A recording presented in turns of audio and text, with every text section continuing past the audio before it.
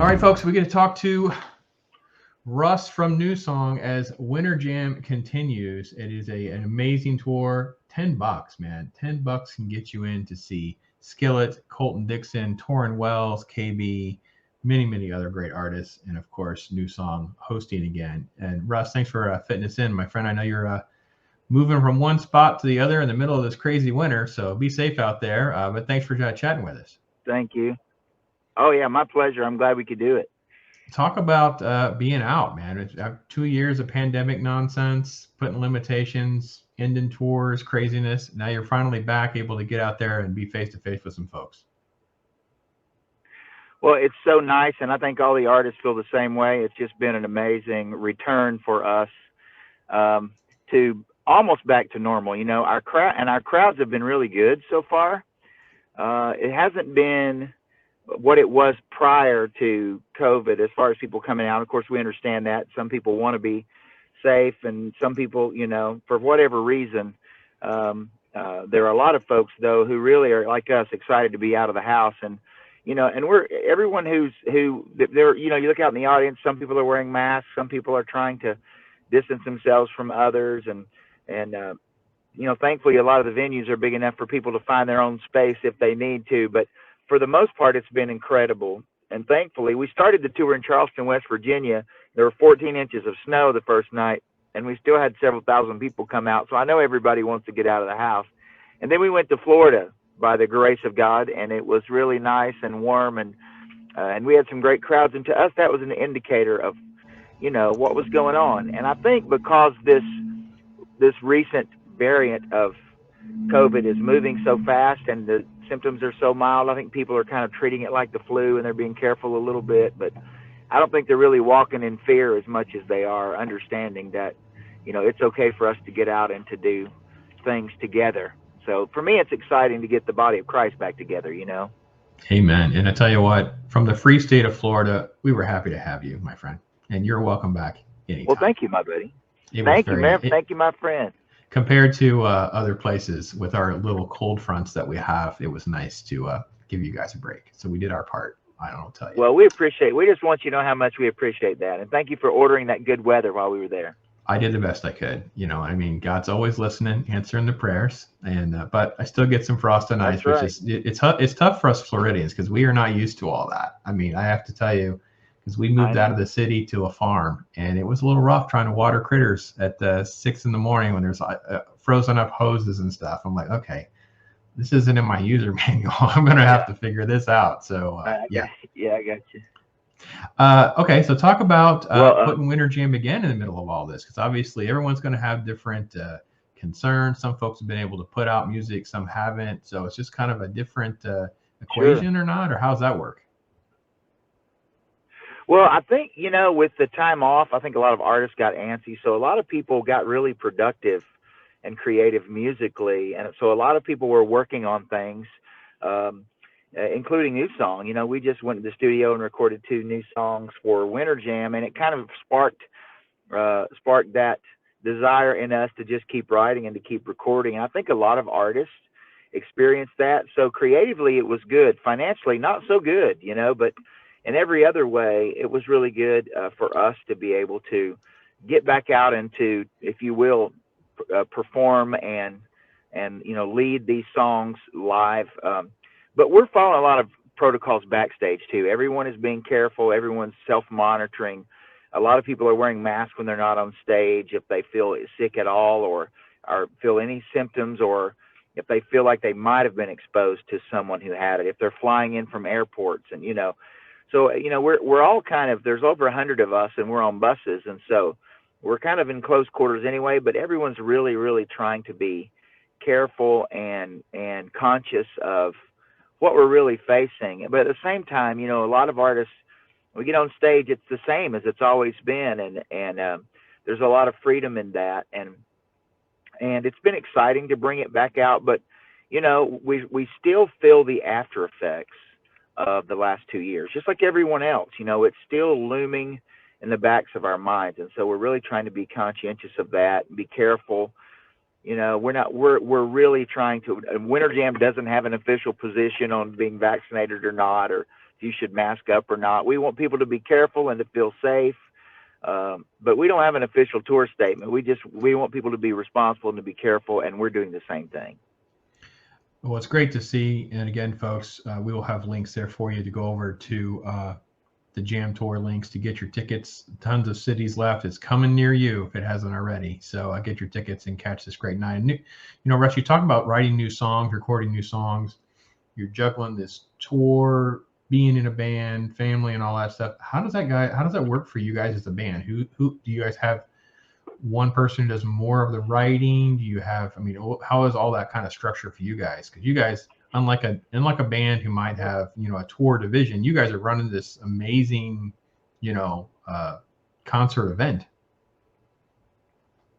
Yeah, we have great people around us. We've got such good team members who are seasoned veterans, and so we don't have to worry too much about the details. We have people that really focus on that, and so it's a consortium of leadership, if you will. But then on the creative side, we got great band members that contribute when we work songs into the set live. But it's really, as far as the band's concerned, it's myself and Eddie Carswell are really the primary writers, with Eddie kind of leading the charge. You know, he's such a prolific songwriter and has been for so long. So everything kind of goes through his final gate, but he gives me a lot of freedom creatively. And, you know, so we all bring a lot of ideas to the table, and we really try to write with other talented writers that, you know, we've written with Jason Roy of Building 429 recently. We've spent a lot of time with Ted T, the guy that works with Lauren Daigle and for King and Country, is also the producer of our last record. And so, you know, we like to write songs that we would like to listen to. And I think one of the reasons Newsong has continued to evolve musically is because we love creativity. And so as we hear something that's, you know, somebody's taken an old idea, you and I both know there's only 13 notes in the chromatic scale. So we're taking all those notes and rearranging them and sonically putting a little sprinkle and sparkle on them so that, you know, it sounds fresh and new. So we try to work with people who are writing things that we like right now, and we have so many opportunities because we tour, and we also try to stay really connected to the church. We love the fact that the worship movement has become as strong as it has and as influential as it has. We all love to worship, so, you know, all of those elements together kind of keep us moving creatively. And Eddie and I tend to bring ideas to the table, or some of the writers that we write with may contact us and go, hey, let's write while we're out on while you guys are out on the tour, because I've got a couple of things that I would love to, you know, get together with you and write. So, you know, we've written with Mike Weaver from Big Daddy Weave recently. We've written with, like I said, Jason Roy. We've written with some of the guys from Torn Wells Band, as well as guys in Nashville that don't tour. Benji Cowart, who wrote Redeemed with Big Daddy Weave, and many other songs that everyone loves. And some of the guys from Maverick City have been writing. We've been writing with them. And some of the guys that have been writing for Maverick City, if you will. So we're always just open to creative, you know, combinations that, you know, Newsong, our passion is to write stuff that's theologically sound and sonically relevant. Awesome. Absolutely great. It's a great night, obviously a great show. And, you know, folks, you can head over here to their page, their website, and get information. Man, why is it not coming up on my little site? I was going to share your site. Let me close some windows. Maybe that's the problem. Well, thank you. Jamtour.com in the meantime. Jamtour.com. Yep. It is absolutely good stuff. I love this because it kind of gave us a little bit of an insight into the band and you know, kind of what you see. There you are. And you know what, folks? This is kind of what you get. This is kind of what you get. You're in it. And it is an amazing experience. Hours with different bands, different genres, yet it's all one family under God for a night, and it's great experience. So if you don't have a ticket, make sure you get one. Well, thank you. And spend the night with them. So it's great. Yeah. Well, and you know that it's $10 general admission at the door. We went back to that this year because we really wanted to encourage families to come. We wanted to make it affordable to youth groups. And so every night for us is a step of faith where we step out there and say, okay, we're going to charge a $10 donation, suggested donation at the door. So they don't really have to have tickets. You can go on and get tickets if you don't like standing in line and, some people like the festivities because it's kind of a festival sort of atmosphere, you know. And some of the youth groups love standing in line, but for everyone else, you can go online and get VIP tickets or Jam Nation passes, and you can avoid all that and come in early and get premium seating and some other perks if you would like. All that's available on the website. Yeah, it certainly is. And I was a Jam Tour type person myself. Yeah, let's just approach it from that angle, my friend. But you know, maybe it's my old bones. I got you. It might be my old bones, but yeah. Well, it gets, you know, I know how chilly you get in the mornings in Florida. I understand that.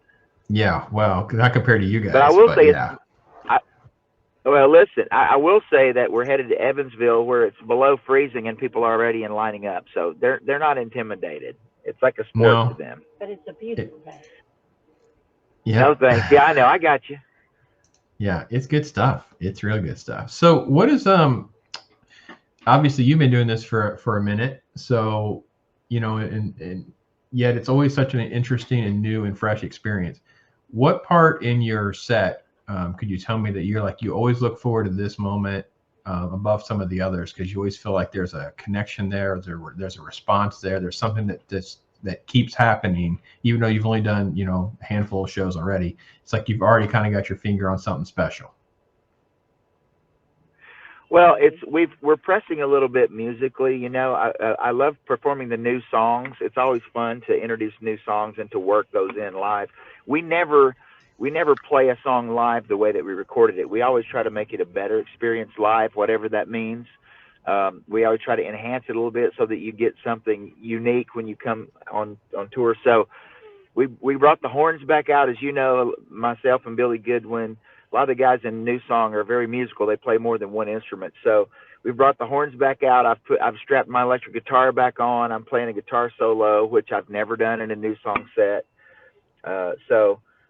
You know, there's a lot of new things for me every night to think about, and it's fun. You know, I always love singing "Arise My Love" because you can't get past the power of the resurrection. That's always a big moment in every concert, but it's also fun to add these new songs. And to be honest, I love getting off the main stage. We got a stage, and then we have a ramp that goes out into the audience. And I always love being close to the audience. The connection with the audience, the people that are around the ramp, and the people making eye contact with the crowd, you know, it just makes it so much better. They're so encouraging. The people are down there close. They want to be.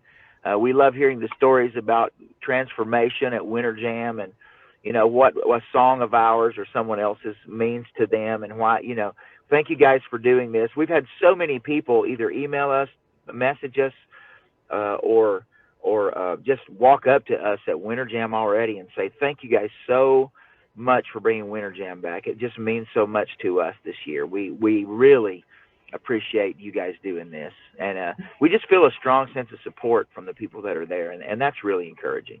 Yeah, I'll count myself among it's that. Funny because, well, thank you. You know what? And it's funny because you were talking about the whole night of experience. It's kind of like a music festival on wheels. And I was thinking about it the other night. We've got, you know, 10 different things happening on stage. That basically means you're paying $1 to see Skillet live. When was that going to happen? Or Torrin Wells or Colton Dixon, or, you know, when is that going to happen? And also, it's $10 a person is less than the price of a movie ticket, and you come away with so much more. So I just really encourage people to come out. They're going to have way more fun than they thought they would. And it's a great opportunity to bring your friends that you've been trying to get to come to church, or you have a burden for. There's some folks you love, and they you know, for whatever reason, they say they've had a bad experience at church, or they're afraid to go to church, or they're not used to going to church. You can bring them to an event like Winter Jam because it's a concert setting. It's a lot of fun, but they're going to hear the message of the gospel clearly, as you know, Brandon. So, you know, to me, there's no downside to coming to Winter Jam. And Russ, you also cover all the genres, whether they like rap or they like heavy metal or something like that. There's always something for everyone to get a little sample, a little dose, and it's always great to see. It's always great to see. What a great night, folks. Make sure you don't miss out on the ticket in your city. Yeah. And Newsong's always a special place in my heart, Russ. We've had, you know, I'm now doing a little YouTube channel thing a little differently than the radio gig. So people keep telling me I got to move all these interviews over from the past. We've talked to you guys a few times.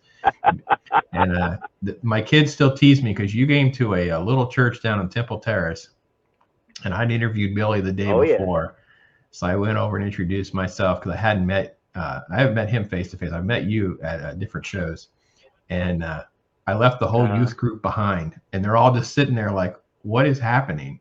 And of course, my kids aren't phased. My kids are just used to the life when you kind of have one foot in media or whatever. And of course, the rest of these kids are like, what's happening? Right. Why is your dad on stage with Newsong? And I'm like, oh, I'm just chatting it up. And I think he and someone else waved to the kids, and they about melted. Like, what? It was just such a fun experience. So you guys are just real Christian folks. You just love Jesus with their heart. Get up there, pour it all out for everybody in attendance. It's such a good night, and it's great to see Winter Jam carrying on the legacy of Newsong growing with each show, and appreciate it so much. So what else is driving you? Last time I talked, we ended up talking about Bible study and other stuff you were doing. My wife's still teasing me. You're the only person that I've recorded an interview with. We talked about donuts for 3 minutes, and I'm not quite sure how that got through, but it certainly did.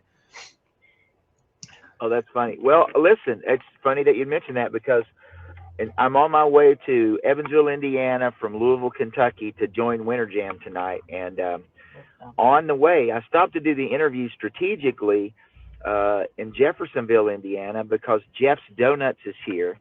And it is by far the best donut I've ever had. And that's saying a lot, as you know. I'm a donut aficionado. Not on the Jim Gaffigan level, but maybe second tier. And so my wife and I are, as soon as we finish the interview, we're going to go to Jeff's Donuts and get a couple dozen to take to the tour office because I can't stand for my friends not to experience something that good. So I think it'll encourage the backstage guys. So I'm going to take the crew guys some donuts. That's what's going to happen right now in just a minute. So it's funny that you bring that up. So I'm going to tweet it. Other than donuts, I think I'm going to tweet at you and make you send me a picture of Jeff's Donuts. It's just absolutely great that we ended up with. I will, because it's fantastic. If you're through, listen, and we have to keep that alive. We have to keep it alive. And besides that, if you're passing from anywhere in Indiana and you're coming into Louisville, you should stop at Jeff's Donuts. Do yourself that favor. That's all I'm going to say about it. I'm not going to talk about donuts anymore. I will. But I am going to say, you asked me what. Wait, I'm going to add a donut recommendation. If you come through Florida and you're near Ocala in Silver Springs, there's a little tiny mom and pop place called Tastios in Silver Springs. Tastios is top notch in the area. I got to give a little Tastios a nod. As a fellow donut connoisseur, Tastios. Well, listen, my wife and I like to find ourselves in Florida. We were talking about coming down for spring training in March, and my wife is from Miami, so anytime I can get her close to the beach in Florida, it helps my marriage. So we're talking about sneaking away a couple of days for a couple of Braves games, and so we may have to hit Tastios up. We may have to find it while we're down there. You'll be in my neck of the woods there, but I would hook you up with some Tastios. That sounds good. Take that wife on an adventure. There you go. Fun. All right, so I diverged. Oh, yeah. Well, she loves baseball. Of what you're actually doing, the things that are actually important that are beyond the scope of donuts. Well, there's very few things that are more important than, my friend Raymond Pumphrey, who's a philosopher and a tour bus driver, told me once, if you're somewhere and you can eat something good, you ought to do it, because one day you'll want it to taste something good and you won't be able to. So I feel like there's some profound truth in that. But I'm finishing seminary. I'm working on my master's degree at Southern Seminary. I got 4 classes to go because I always want to be learning. And when you're out on tour, as you know, once you get things set digitally, you've got a lot of free time during the day. So some of the guys work on social media or go to coffee shops. They do a lot of, I was doing a lot of reading, and my wife was like, why don't you do something that is, why don't you combine all this stuff that you love, reading, research, study? Because I've always wanted to get my degree. And so I've been working on my master's degree from Southern Seminary in leadership, and hopefully, Lord willing, I'll be finished by December.